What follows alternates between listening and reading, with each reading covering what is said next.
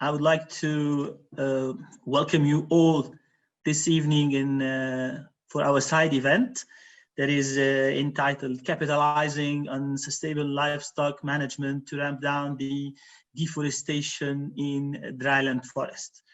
First, I would like to thank all the team of the working group, especially Fida Haddad, for making all this happen.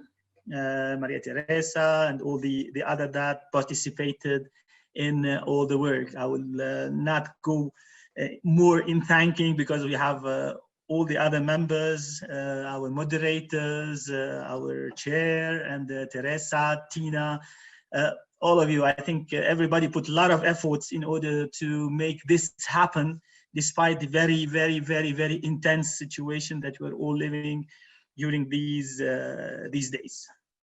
So just to move directly to our topic, and I would like to say that given that the global demand for livestock products is projected to double by 2050, while the competition for land between livestock grazing and other land uses continues to increase, there is really an urgent need to promote innovative, integrated approaches between livestock and forest management while incorporating multiple social and environmental variables. This would include the governance, the access, and the tenure rights. This would respond to the main recent conclusion of the 128th session of the Program Committee report, which highlights the need to halt deforestation in order to achieve sustainable forest management, sustainable food systems, and prevent the loss of biodiversity. Drylands host almost 1/3 of the world's forest area, with forests accounting for 18%, grassland for 25%, and cropland for 14% of the global dryland area. Even more, dryland stores 30% of the global soil organic carbon and support over 50% of the world's livestock. Those are very important, very critical numbers that we need to tackle when we think about the problematic. Thanks to FAO, first global assessment on dryland forest and trees outside the forest, which highlighted the importance of dryland to face the global challenges. And we have this working group, this COFO working group on dryland forest and Agrosilvopastoral systems that was created recently, established recently, and has a very important role, aiming to develop a comprehensive understanding of dryland forest and Agrosilvopastoral system, and to promote the scaling and adoption of good practices for their protection, sustainable management, and restoration, while enhancing and contributing to environmental, socioeconomic resilience, and sustainable livelihoods. Silva Mediterranea, a statutory body of FAO, has a working group entitled Desertification and Restoration in Mediterranean Lands. This working group deals with similar problematics at the Mediterranean level. And it happens that at the present time, I have the honor of being the president of Silva Mediterranea. I will give a small example from Lebanon, where small ruminant production plays a vital role in sustaining the livelihoods of rural communities. The production systems are highly dependent on pasture for animal feeding, and they are facing different factors which compromise their sustainability. Among these factors is the lack of specific policies that regulate rangeland socio-ecosystems and valorize their diversity and essential services. Updating the existing policies as well as establishing new policies on pasture management should draw from successful experience and actively involve all stakeholders, including shepherds, landowners, municipalities, and scientists and experts. Moreover, cooperation between the different entities involved in pasture management and grazing is very important to exchange generated information and experience. The adoption of good management of natural rangelands and pasture will not be valuable without the implication of the population using these resources, counting on the community-based management. This can only be achieved by the adoption of participatory approach and the empowerment of the rural community. Based on this persistent process, governmental authorities shall secure sustainability and conservation of the forest and rangelands. Local and regional plans aiming at natural resources conservation and sustained use should be prepared in close collaboration with the concerned beneficiaries, mainly the shepherds, with respect to their needs. Appropriate forest management is the best way to implicate grazing in the management plan, without causing undesirable changes on the vegetation resources in particular and on the ecosystem as a whole. Our side event today will discuss recommendations and provide some guidance on how capitalizing on sustainable livestock management and adopting integrated land use approaches to ramp down the deforestation will strengthen the mosaic of landscape management modalities, achieve multi-sectoral engagement, and raise awareness of the ecosystem services provided by dryland forests. But before diving into the event, it is with great honor that I present to you His Excellency Mr. Eddie Pesántez, Vice Minister of Agriculture, Reproduction Development of Ecuador. His extensive experience as a technician, consultant, advisor, and manager of companies and organizations supports his leadership and knowledge of the agricultural sector. His main objective has been to dignify small and medium producers, and he has always been committed to sustainable production and the promotion of the development of actions that benefit the country. A big thanks to Ecuador and to His Excellency for the support towards the COFO working group on drylands and Agrosilvopastoral systems, and for your support in organizing and co-organizing this event for the 25th session of the COFO. Unfortunately, His Excellency could not join us live due to some personal issues. He has kindly sent us his opening remarks via video that you will be hearing and watching in the following moments. The video, please. Gracias por asistir a la Semana Forestal Mundial. Sean bienvenidos todos los participantes y panelistas a este foro. Para nosotros, desde el Ministerio de Agricultura y Ganadería del Ecuador, nos es muy grato participar en el foro y presentarles nuestro programa de ganadería climáticamente inteligente, que lo que muestra es nuestras acciones responsables en la producción nacional libre de deforestación, con un énfasis a elevar la calidad de productividad de nuestra gente, elevar la capacidad productiva de cada uno de esos e incorporar prácticas culturales que conserven al medio ambiente y a las fuentes de agua. Es prioritario que todo el mundo tengamos un compromiso muy fuerte para conservar el desarrollo productivo, que vaya muy de la mano del ambiente. Hemos, desde el gobierno nacional, junto a multisectores, actores productivos, industriales, de distribución, estamos impulsando nuestra marca Premium and Sustainable. ¿Qué quiere decir? Producir con calidad, pero con responsabilidad ambiental.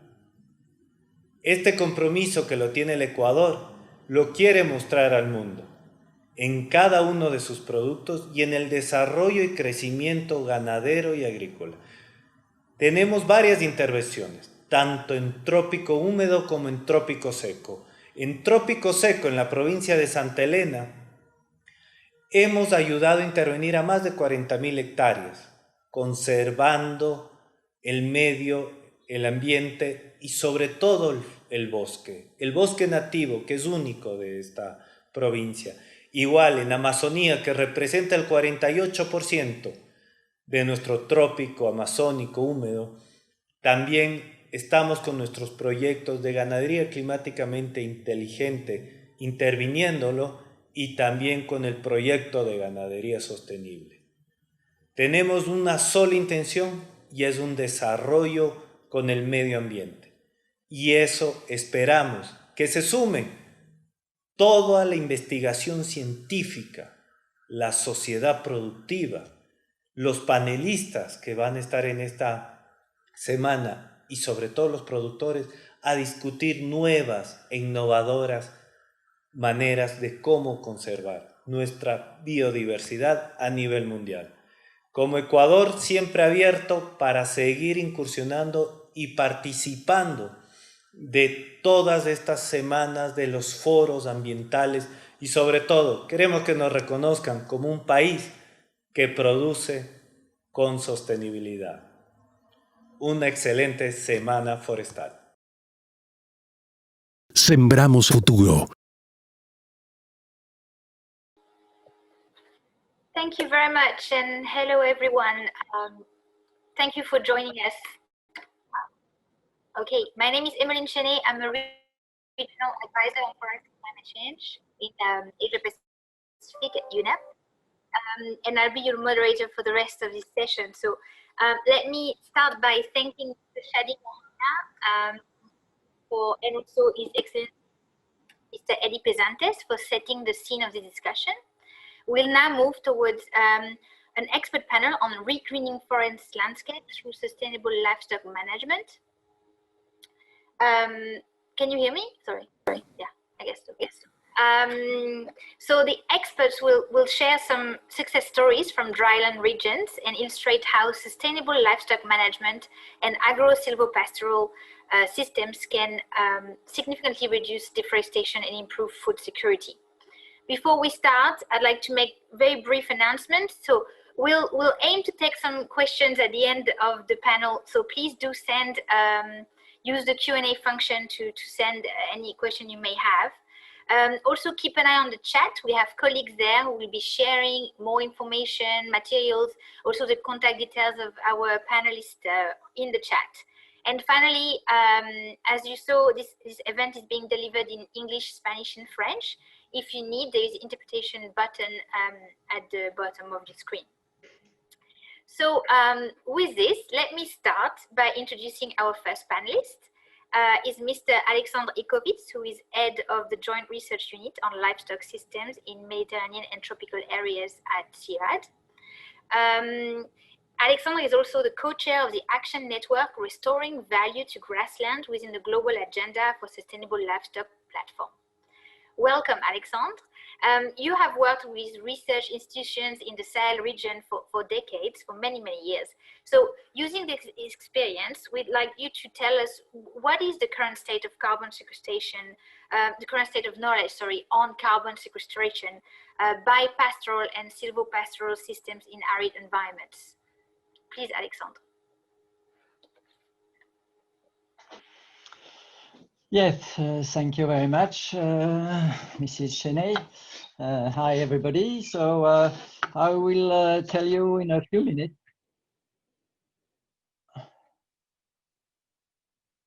Yes, we can hear you. We can hear you. We can see your slide. Everything is good. Okay. Okay. So yeah, I will tell you in a few minutes the present knowledge that we gathered for a few years and maybe more in the Sahelian part of Africa. So this is a quite a dryland area. I'm a livestock scientist, so we worked on how the livestock systems impact the environment in this kind of region. So I will give you a few statements which are issued from our recent studies and all related to trees and shrubs management in this region. Maybe the first point that I need to recall is that trees and shrubs have a major contribution to ruminant diets, and especially, of course, during the dry season in this area, when grasses are quite scarce. So at that time in the dry season, trees and shrubs, and mainly leaves and fruits, of course, represents at least 50% of the diet of cattle. And for small ruminants, most of the time, it's around 80% of their diet, which come from trees and shrubs. So this is a very important aspect, very important issue. And also because this is not only a question of quantity, but also of nutritive value, whereas this kind of material is quite rich in nitrogen, well, it's quite the equivalent of feeding livestock with concentrate, you know. So this is the first statement. The second one is that with all the last studies and even the more recent one, we found that during the last 50 years in the Sahel, the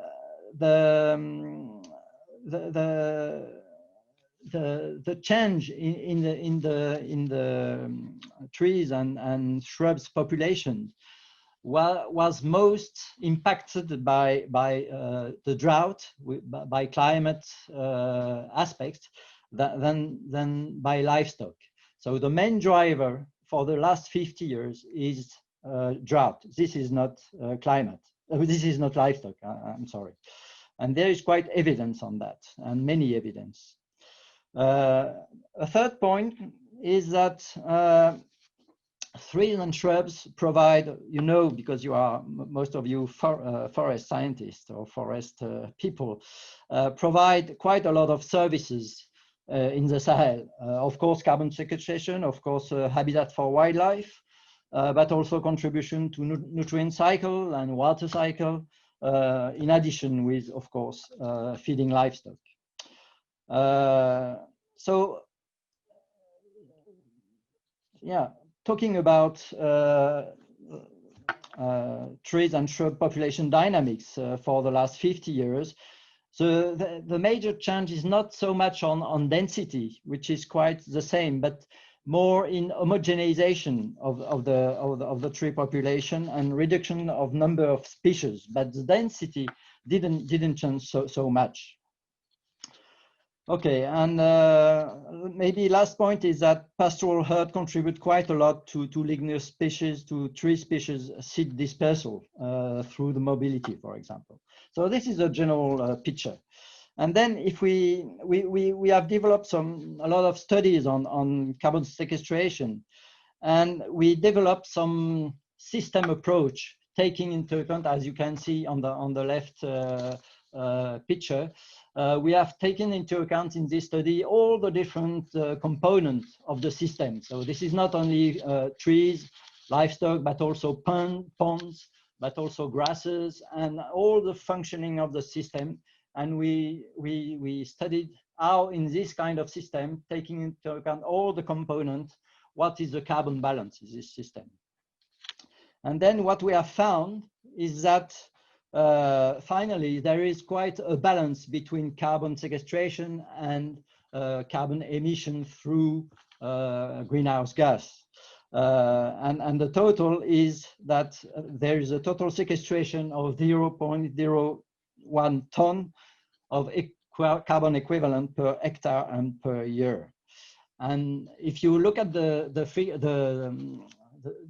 design in the middle of the PowerPoint, you see that the main sources of carbon emission is soil and then pond and water. And you can see that livestock is quite small. It is only 11% of the total carbon emission. And the main sinks are trees and shrubs for 68% of total carbon sequestration in this environment. And soil is 31%, and ruminant, of course, is very small in terms of carbon sequestration. So there is a general balance between carbon sequestration and carbon emissions, and even with a small sink of 0.01 ton of carbon. What is the reason of that? Of course, you have this system approach, which is quite a new way of calculating the balance. It is not, you know, calculating carbon emission only by liter of milk, because of course in this kind of environment the production is very low. So of course you obtain very high proportion of carbon emission, the greenhouse gas emission per liter of milk. So, but if you have the system approach, that's the result we have. And one of the main reasons, looking at the right design, is that this kind of livestock, living in this environment, have a real emission which seems to be half of what has been assessed from figures coming from other parts of the world. So if you take into account the variability of the livestock intake, because you know that of course in the dry season the intake is very low, then you obtain 26 kilograms of methane per year instead of 46, which was the previous assessment. So that's one of the main reasons. Wait, is that one last point maybe? Yes. So yeah, the last point is, of course, we can still improve these systems by improving the diet of livestock, to make them more productive. We can restore trees and shrubs population because it is very important because of their, environment functions and of course their feeding functions. So the idea when I heard our colleague introducing is that we have to discuss with users how to improve the environment, but keeping livestock in the area because they provide quite a lot of services like economic, environmental, and of course social services. Thank you very much. Thank you very much. Sorry, apologies for interrupting you. We have so many experts we want to hear from, and I immediately want to now turn to Mr. Juan MerinoSuing, who coordinates FAO's Climate Smart Livestock Project in Ecuador, and has also served in the past as National Director of Agriculture, Production and Services Planning and Economics at the National Institute for Agricultural Research in Ecuador. Juan, thank you for joining this panel. We've heard from Viceministro Pesántez on the Ecuador's vision for climate smart agriculture, climate smart livestock approaches.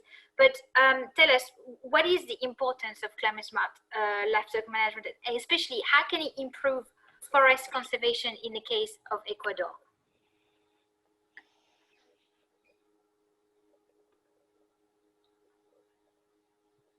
Hola, Emelyne. Buenos días con todos.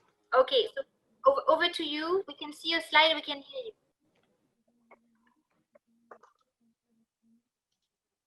Gracias. Muy buenos días con todos. Un gusto acompañarlos y felicitaciones por la organización.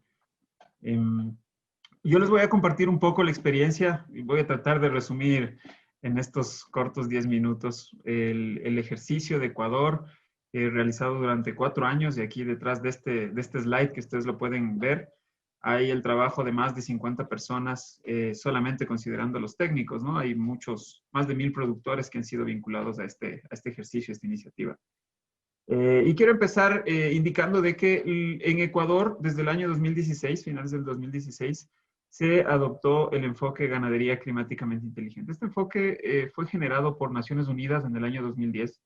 Es un enfoque que prácticamente lo que busca es identificar acciones en campo o prácticas que cumplan con 3 elementos importantes, ¿no? Primero, que mejoren la productividad. Después, que reduzcan las emisiones de gases de efecto invernadero. Y en tercer lugar, que mejoren la resiliencia de los sistemas productivos, ¿no? Este es el enfoque, digamos, como tal. No es una fórmula preestablecida o un conjunto de prácticas que buscan que los productores o los ganaderos las adopten en sus sistemas productivos, en sus fincas, sino más bien, por el contrario, lo que busca es identificar de la mano, conjuntamente con los productores, cuáles son estas prácticas y estas acciones que incluso muchas veces ellos ya las implementan, pero que aportan a estos 3 ejes. Cuando empezamos en Ecuador, este enfoque fue implementado en colaboración con la FAO, por supuesto, con el Ministerio de Agricultura y Ganadería y el Ministerio del Ambiente. Estas 3 organizaciones, estas 3 instituciones fueron los que lideraron la implementación en campo. Y después se fueron uniendo más organizaciones, ¿no? Gobiernos locales, academia, el sector privado, representado por las empresas industriales de leche, lácteas. Después, bueno, tuvimos todo un aparataje, las organizaciones de productores. Fue importante también la colaboración de ellos. ¿Cómo llevamos el enfoque a campo? Ustedes pueden ver en esta lámina, en este slide que está compartido. Nosotros lo llevamos a través de 5 ejes. Primero, el fortalecimiento de capacidades en productores. Después, el cofinanciamiento, ¿sí? Buscar que los productores también sean partícipes del financiamiento de estas prácticas en campo.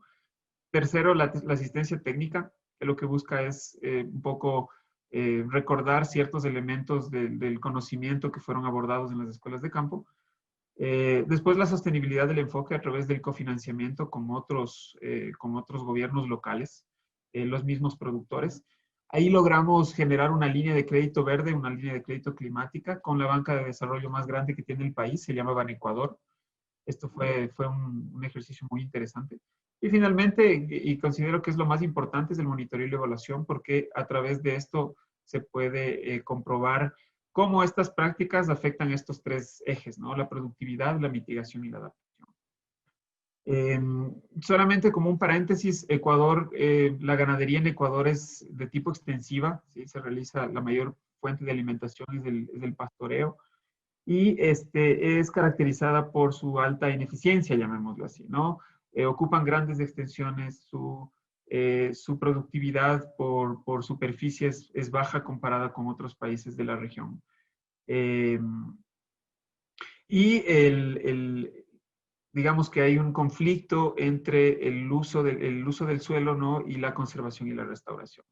Muchos de las superficies que han sido deforestadas, una buena parte han sido atribuidas a esta actividad ganadera.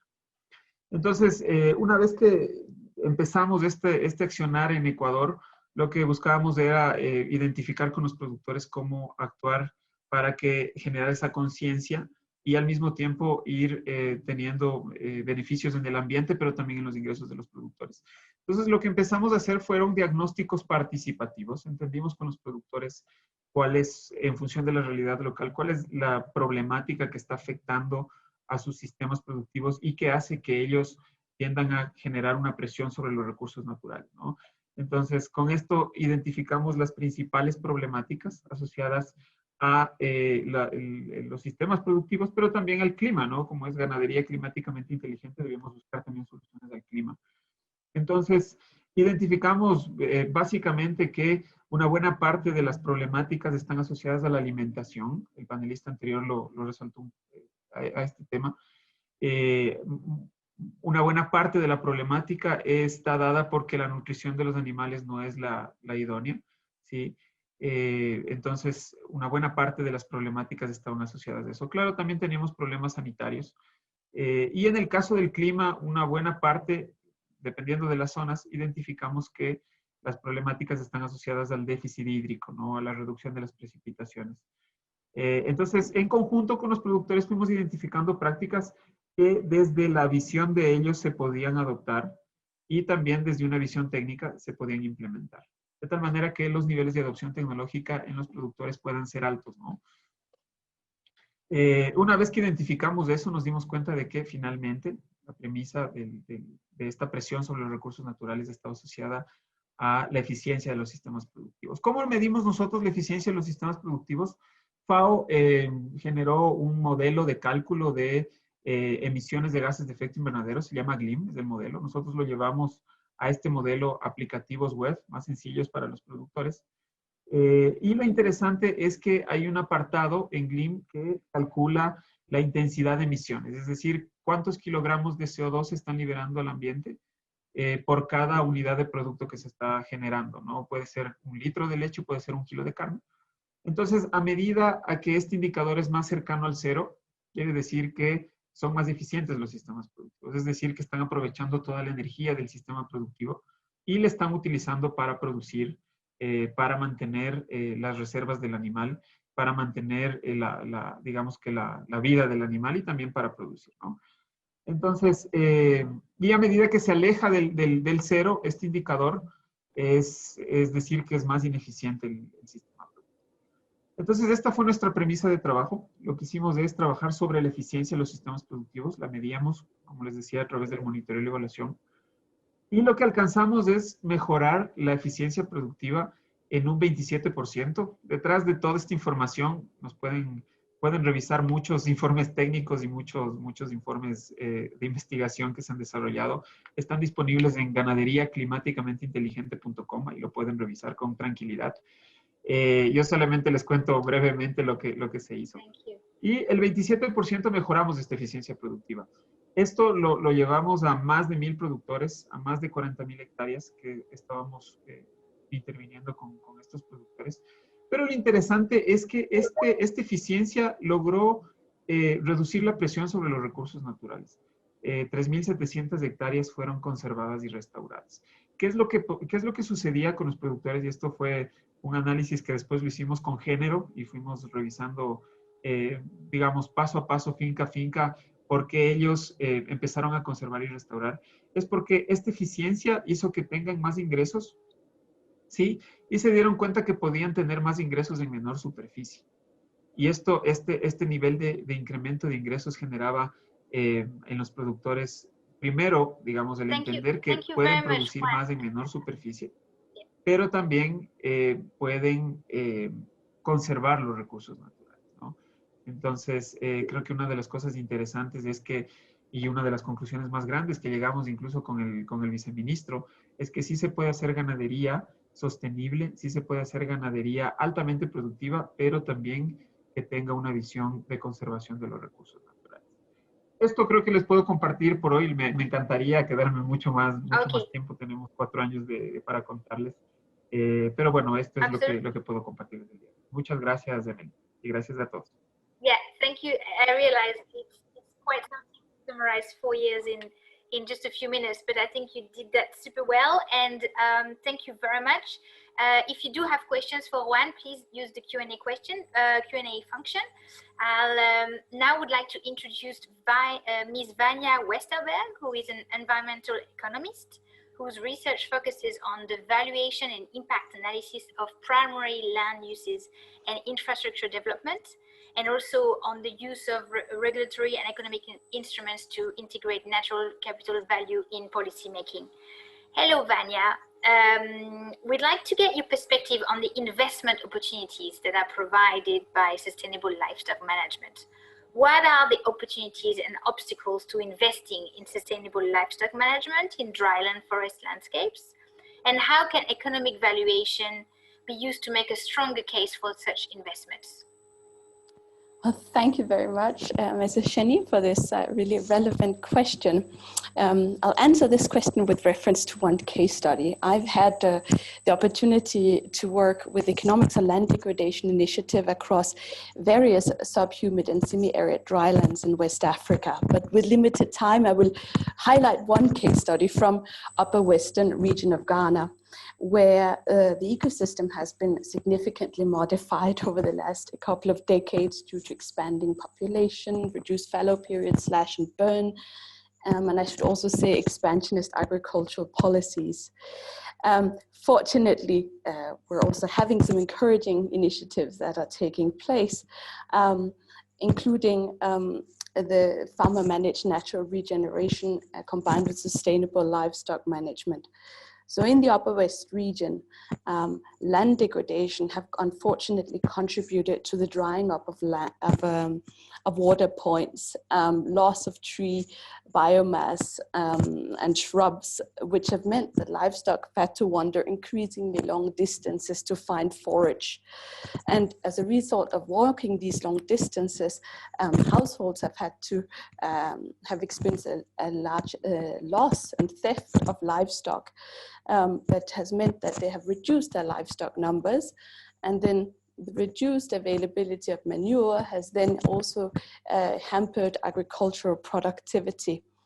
So in order to basically combat this negative cycle of land degradation, reducing animal numbers that then reduce the availability of organic manure, CirAd, Center for Indigenous Knowledge and Organizational Development, started regreening interventions in 2014. Which basically consisted of saying, okay, during the wet season, we're gonna let animals stay in pens to not interfere with farming, and so as to allow trees to regenerate. will also exclude burning, use of burning, and use prunings and thinnings to stimulate the growth of the trees and allow more sunlight also to reach the ground as these trees grow. Now, as a result of this, farmers have been able to use the prunings of some of the regenerated tree species to feed their animals that are kept in pens, something that conventional farmers have not been able to do, but also enjoy a lot of benefits from this wide range of products provided by the trees: ebony fruit, shea nuts, locust beans. Many of these products which actually can be harvested during the dry season, allowing farmers to smooth their income and their nutrition over the course of the year. But equally important, what we found in doing an economic valuation study with some 550 farmers was that the crop productivity had improved as a result of regenerating trees. Additionally, as they are integrating leguminous crop species, undertaking crop rotations, excluding fire, you're seeing crop productivity increase more for any given number of trees within the farmland system. And so over a 5-year period, an average farmer who's adopting this farmer managed natural regeneration has increased his cropland productivity by 86%, earning an additional approximately 100 euros per hectare per year, so, which constitute a 50% increase in his net income. And over a 20-year horizon, the benefit cost ratio is one of $4 of return for every dollar invested into the system. Furthermore, because of these higher earnings, farmers have also been able to increase their livestock holdings, therefore have more higher availability of manure and be able to produce better quality compost. So there's a clear evidence of a very positive negative cycle that has been inversed, and indeed economic valuation. Through economic valuation, we've therefore been able to demonstrate there is an investment case for integrating FMNR and sustainable livestock management as a means to unlock forest landscape restoration. However, it should be said that most of these regreening approaches, at least in Ghana, are led by NGOs, whilst government programs and policies tend to focus more on diffusion of free seeds and subsidized fertilizers and use of heavy machinery that is more adapted to clean, level farms without trees. And of course, these contradicting messages, what the NGOs are saying versus what the public extension service providers are saying, that's hampering, unfortunately, efforts to scale up these approaches. But at least we have some good evidence that we can regreen our dryland landscapes. Thank you very much. Absolutely. Thank you so much, Vanja, for sharing this this example. Our next and last panelist is Mr. Gregorio VelascoGirl, who coordinates the Pastoralist Knowledge Hub. Gregorio is an agricultural engineer with 20 years of experience in livestock production, animal genetic resources, water and food security, and he also grew up in a pastoralist family. Welcome to this panel, Gregorio. Given your background, we'd like to you to discuss issues related to land tenure systems in pastoralist forest landscapes. Can you share examples where tenure rights were successfully secured while ensuring the integrated management of forest and livestock? Gregorio, please. Sorry, you have to unmute yourself. You're muted still. Okay, thank you, Emelyne, for giving me the opportunity to be on this panel. Good afternoon to all. And I would approach the question that you made on a much more broader sense and trying to address sustainable management of the drylands and the positive interaction between pastoralism and the environment, including for sure dryland forest. and see how dependent on the flexibility of the land tenure systems. But what does it mean, flexibility of the land tenure system? That means that the system of the tenure should allow access to different resources that are variable on space and time, because pastoralists work with variable environment. And this includes not only land, but also water, trees, shrubs. Those flexible tenure systems are based, as I mentioned, on a temporal use of key specific resources. And it is made through community-based agreements and arrangements, which are really, really deeply rooted in the customary management of the resources. Flexible land system allow integrated landscape management by interacting with different ecosystems within the same landscape and facilitating connection between ecosystems and contributing to preserve biodiversity through livestock mobility and seed spreading among all the other ecosystem services provided, as mentioned by Alexandre. The recognition of the traditional governance system is key to ensure access to natural resources to different users. Such a system leads to a sharing of the multifunctionality of the landscape and make it possible to avoid inconsistencies with legal regulatory framework. Thus, could be such a demarcation and physical separation of forest land and pastoral areas, or disruption of livestock corridors due to increased urbanization, or restriction even to the right to access to water in Dryland, which we know already that it's a key resource, by giving priority to other production activities, such as an irrigation project. The interaction between pastoralists and Dryland forest for sure is a win-win partnership and beneficial for both. In one hand, pastoralists are taking advantage of the resources found in the forest by grazing or by browsing those resources, and the forest is taking advantage of the increasing fertility of the soil by provision of manure. Traditional is not nothing new. Forests were used by pastoralists as grazing areas, but more and more we see in many countries located in ASAL areas that they are excluded from forests because forests are considered protected natural areas. And this is undermining pastoralist customary right to access to those resources. Looking into the more specific contribution to forest to the pastoralists, we have to say that the livestock in these arid lands is the only source of moisture and organic fertilizer during many months of the year, contributing to the regeneration of the rangelands, shrubs, and trees. In drylands, trees and shrubs browsing plays a significant role in pastoral system, mainly as a feed supplement during the dry season, the hot dry season. And I would like to refer also to the study mentioned by Alexandre by saying that this 15% of the contribution on the year, like a fodder intake for the livestock, is meaning only 5% of the annual foliage production.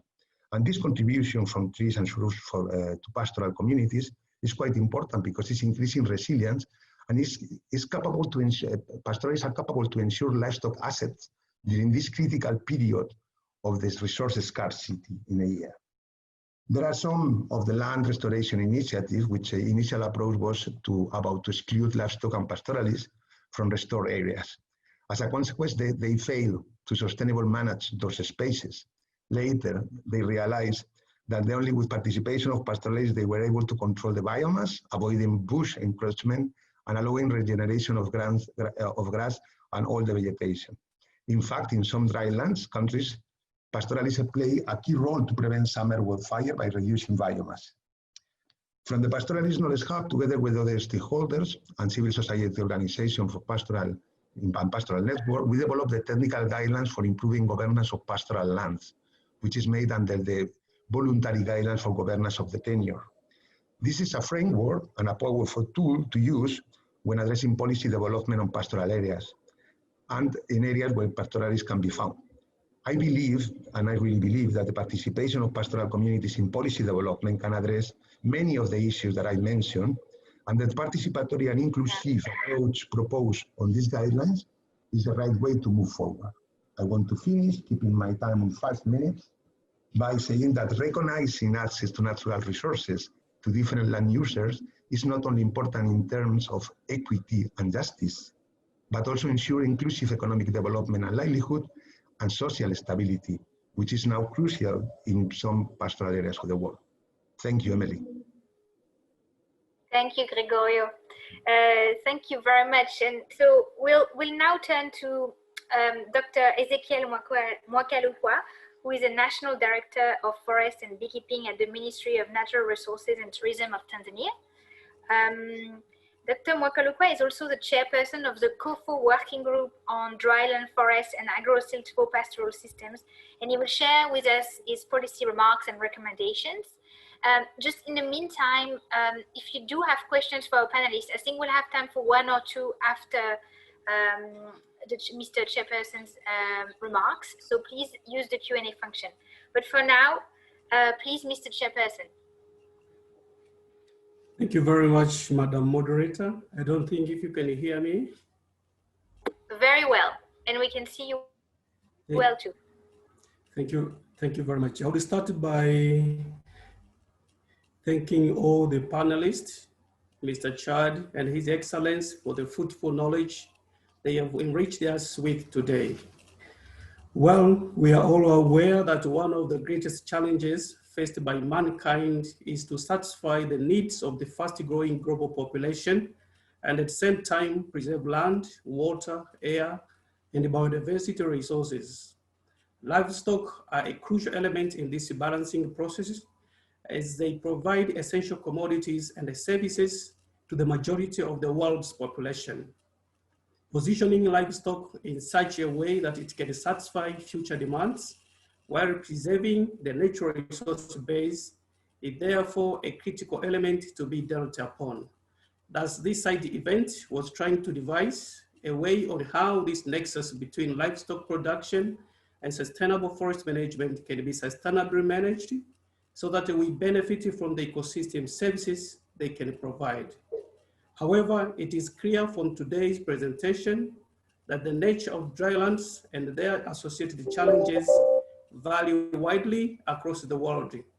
This also suggests that even the solutions to these challenges are not always the same. In other words, we could say that there are no one-size-fits-all solutions. Therefore, it suggests the importance of sharing best practices widely so that areas of similar challenges can adopt them in order to fasten the recovery process of their degraded land. This is why the COFO working group on dryland forest and the Agrosilvopastoral system was created with the goal of facilitating sharing and the scaling out of up-to-date knowledge on sustainable management options that can help to reduce or reversing land degradation. I would like to highlight a few key messages from the excellent contribution we have had here today. First, land tenure security is crucial in ensuring existence of natural resources in a given area. Secondly, unsustainable management of land for the production of crops and livestock are the main drivers of land degradation. Thus, deliberate efforts to ensure there is security of land tenure for livestock and agricultural activities is of importance so as to avoid the unforeseen conflict. Third, we needed to strengthen the dryland forest governance system by creating and enabling policies, regulatory frameworks, and incentives for the rapid adoption of a context-specific solution to current and future challenges. Fourth, it is important to review the opportunities for enhancing the involvement of the private sector in reversing trends of deforestation through sustaining the use of existing resources found in dryland forest areas. Last but not least, there is an important need for the better management of production landscapes in order to promote the biological connectivity and sustaining the existing ecosystem services that of significant importance to the livelihood of people. I thank you for your kind attention. Thank you, Dr. Mwakalukwa, for these final remarks. Unfortunately, I believe we don't have time to take questions from the audience because we have to finish at 4:30 sharp. There's an event starting again. So I'll thank all our panelists and all those who've been joining us and participating in the chat. And to conclude this event, I would like to welcome Ms. Tina Vahanen, who is Deputy Director of FAO's Forestry Division, And Tina will be sharing closing remarks and also next steps in the preparation of a technical document on the role of sustainable livestock management in halting deforestation and improving dryland forests. Over to you, Tina.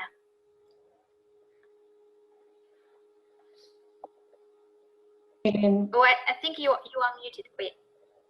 Yeah, okay. I was I was muted by somebody who was working behind the scenes there. Anyway, greetings from the Forestry Department, and thank you so much, Emelyne, for moderating this. I'm aware of the time pressure, so I'll also keep my remarks rather short.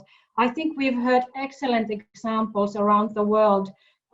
What can be done to really have integrated approaches and system approaches to actually work together with livestock and forestry in the drylands.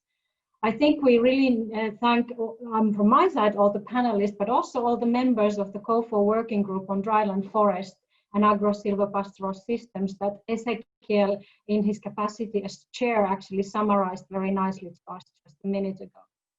So they have really tremendously supported us in enriching our knowledge on dryland forest and the unique role these forests play in improving food security and preventing further degradation of forests and lands.